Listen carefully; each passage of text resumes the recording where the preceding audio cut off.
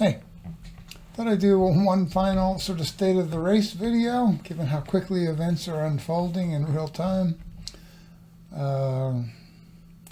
So, right, we know that Kamala Harris now has the support of a majority of delegates at the convention coming up in late August.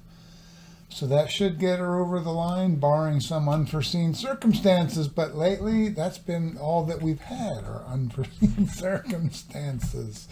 So, put a pin in it. But for now, right, we would say Harris has got next.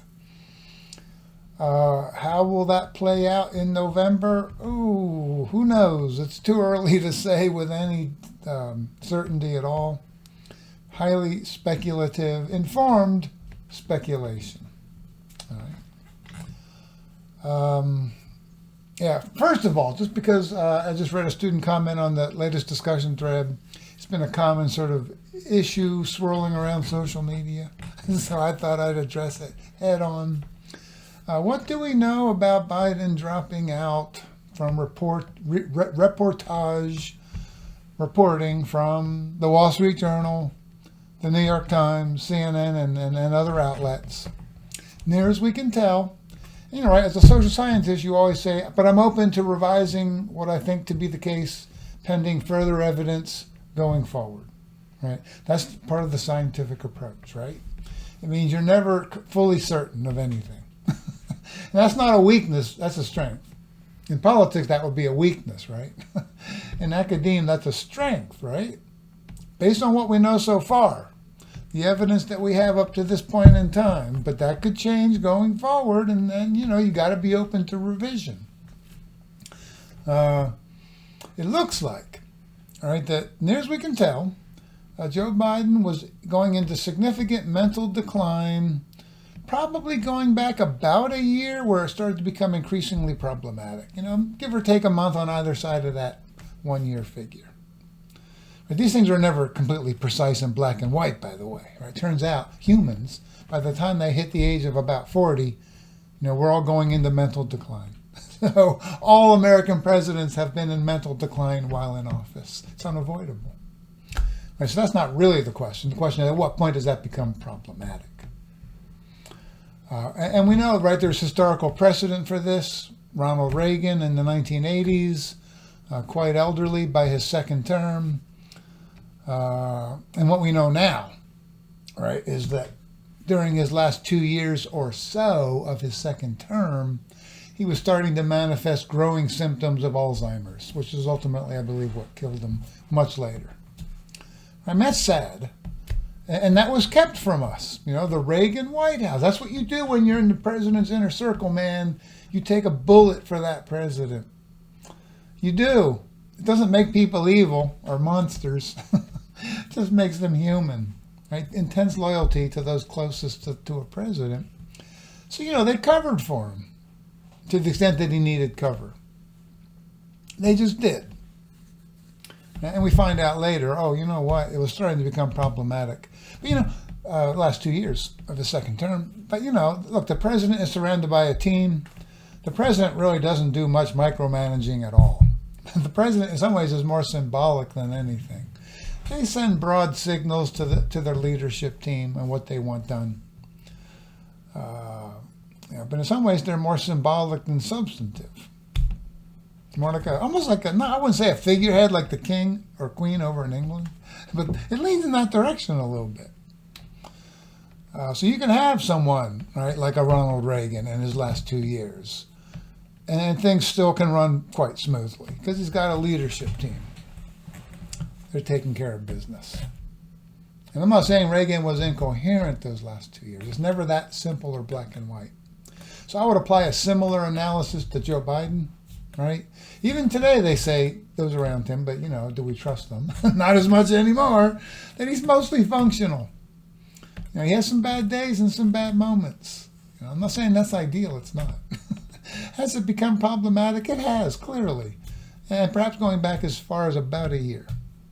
Right? Because some are saying, right, the media covered this up going back 5 years, and it's just a big cover-up and conspiracy. He's been dysfunctional from the beginning. And I'm like, we don't have evidence for that.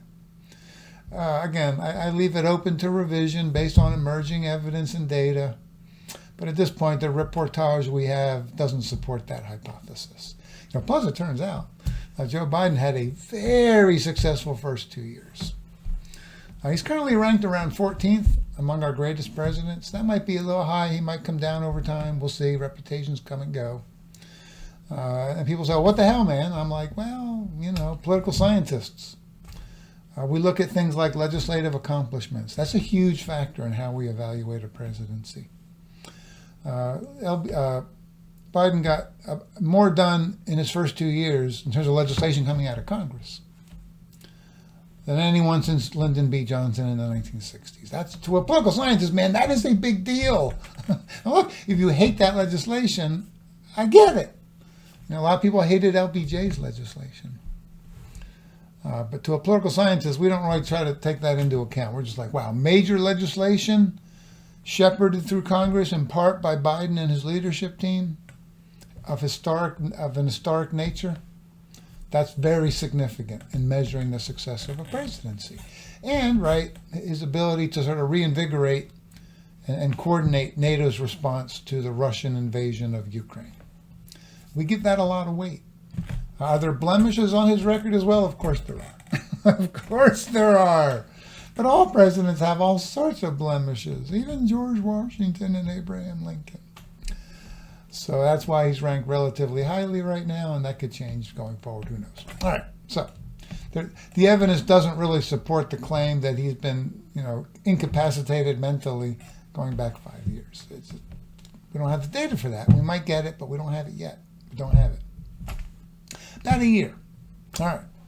Are people right to have anger about that? Yes, they are, just like with Reagan.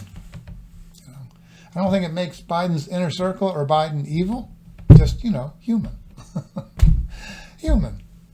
His inner circle protected him for about the last year or so from media scrutiny.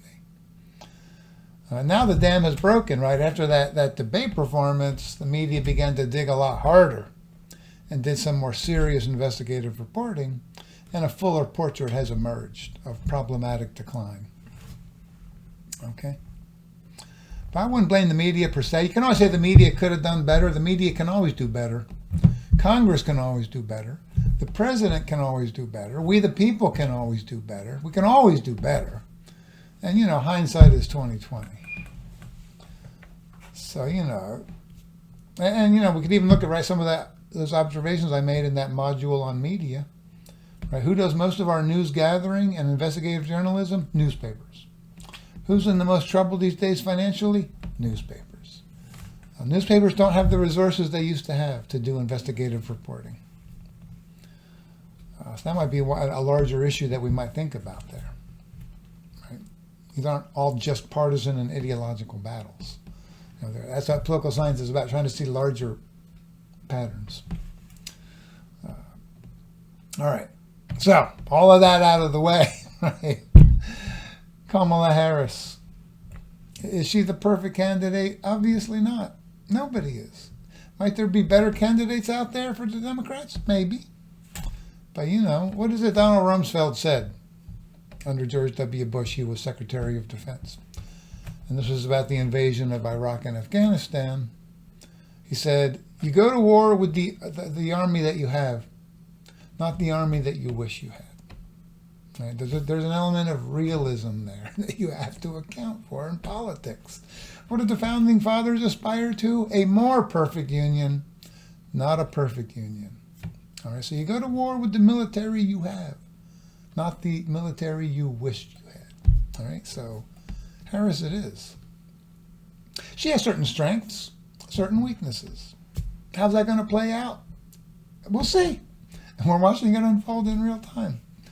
I would say this right now, and this is right out of the gate, there's a lot of enthusiasm among Democrats. That might wear off. But for now, lots of enthusiasm. She raised $100 million in 2 days. Some polling data is emerging that young people and people of color are expressing a much stronger desire now to participate in the November election. I think Biden's candidacy has sort of de-energized those constituencies, which is problematic for the Democrats. So that constituency seems energized, at least right now, more enthusiastic about voting. That could make a difference. That might get her within range of Trump. Data is emerging from a recent NPR Marist poll that prior to Harris ascending to the top of the ticket, independents, which is a good chunk of We the People, independents, only about 4% were undecided about who they were going to vote for in November.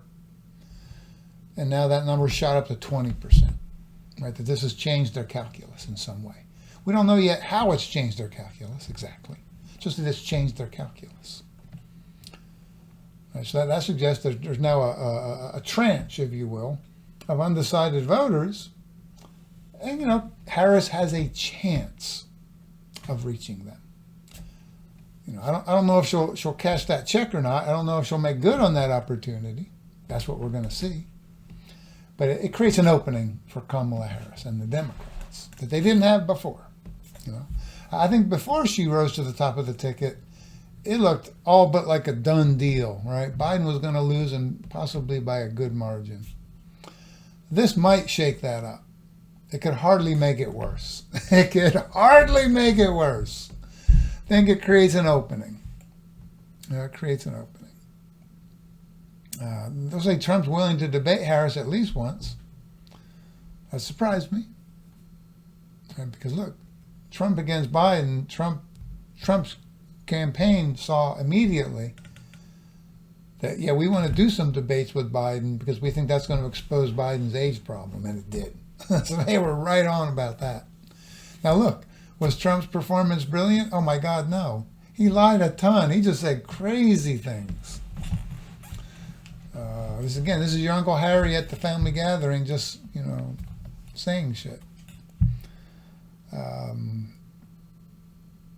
But Biden was really incapable of calling him out on it. Harris will not have that same problem. I don't know how that's going to play out in a debate. We might find out. But it couldn't go worse than it did with Joe Biden. I would say that at the least. Harris has a background, right, both local and state, as a prosecutor. And as she pointed out, I thought it was kind of clever, right? She understands Donald Trump's type, because she said, I've thrown all sorts of people in prison as a prosecutor. I know the type. So the idea is, well, she's a prosecutor, he's a convicted felon. That might play out in the debate, or it might not.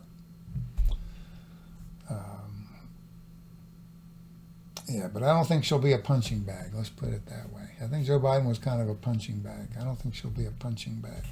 She's going to punch back and hard. So I think there's an opening here. I think there's the potential for the dynamic of this election to shift a bit.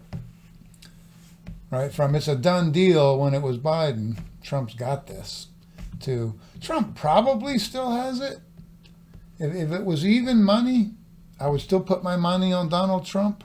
It's the 24th of August, of July. I'd still put my money on Trump to win.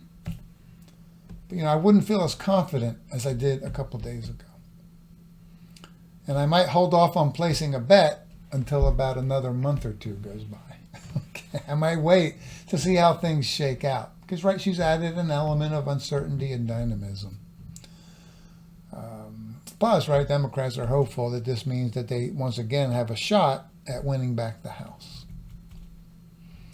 Again, they don't, I'm being realistic here, they don't have a shot at keeping the Senate. The calendar is just too harsh for Democrats in the Senate this time around, right? Because 1/3 of the Senate comes up every 2 years for re-election, right? And it's different groups of states. It's a bad group of states for Democrats. Okay? It's a bad grouping. That happens. The last 2 cycles in the Senate, Democrats had a good map. This year they have a terrible map. They will lose the Senate. So the only opportunity Democrats have in the Congress is the House. Harris might give them that opportunity. Look, I think Democrats will have a more favorable Senate map the next 2 cycles after this, 2026 and 2028. But 2024 is a done deal. Okay, there's just too many Democrats up in red states that are going to lose.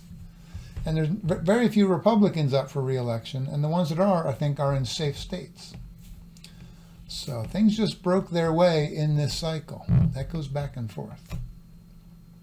Okay. So that's what I got for you guys, right? I would say that, Harris creates an element of uncertainty and dynamism that I don't see how it could be anything other than either neutral or positive for the Democrats. It might end up being neutral. Trump wins by a decent margin. Republicans win back the House, or hold the House, win back the Senate. That's still, I would say, the more likely outcome. Second most likely outcome, I think, is Trump wins by a smaller margin. Democrats take the House. Republicans take back the Senate. And then, I guess, there's a number of other permutations. And the only thing we care about the most, right, is Harris wins the White House. Republicans win the Senate. And Democrats take the House. I think if Harris were to win, Democrats would almost certainly get the House. But they're still going to lose the Senate just because. All right, thanks all.